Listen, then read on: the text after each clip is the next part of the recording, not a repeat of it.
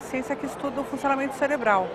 E a educação, na verdade, o principal objetivo é fazer o desenvolvimento destes cérebros, obviamente, num contexto onde cérebro também significa desenvolvimento psicológico, desenvolvimento emocional, cognitivo, social, cultural.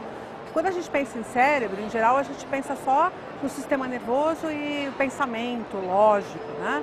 Mas o cérebro está envolvido com todas essas funções. E quando você pensa em educação, você pensa na formação do indivíduo. Portanto, o educador, ele é um fazedor de cérebros, né? De uma maneira bastante lógica, lúdica e apropriada dentro da pedagogia, ele faz esse tipo de processo.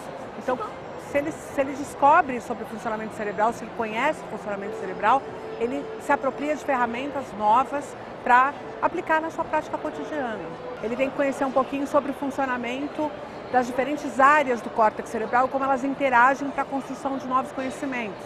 Como que a área da linguagem se forma dentro do cérebro, a partir de estímulos visuais, auditivos, como que isso acontece? É importante para o educador saber o processo.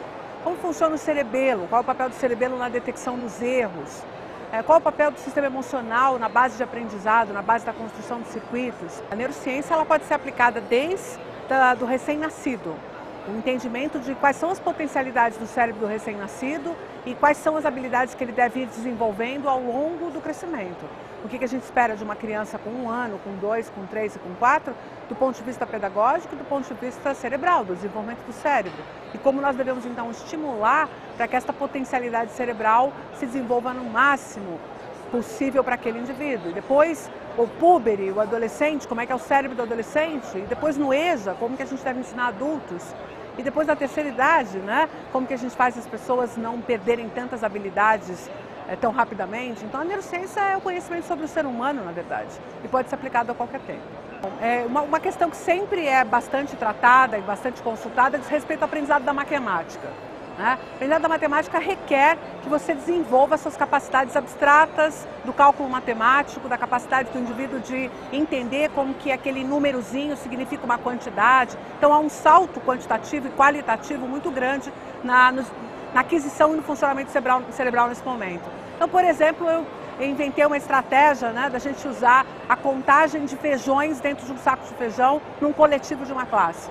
Você abre o saco de feijão no chão e eles vão contar, eles vão ter uma tremenda dificuldade porque é um volume muito alto de grãos, e aí a gente vai criando estratégias para cada um pegar 10 e somamos os 10 de cada um, depois ensinamos a multiplicar o número de crianças por 10, e a gente mostra a matemática no dia a dia, no cotidiano, e eles com isso ganham interesse por entender o número, entender a conta, entender o jeito de fazer, e essa estratégia motivacional tem muito resultado.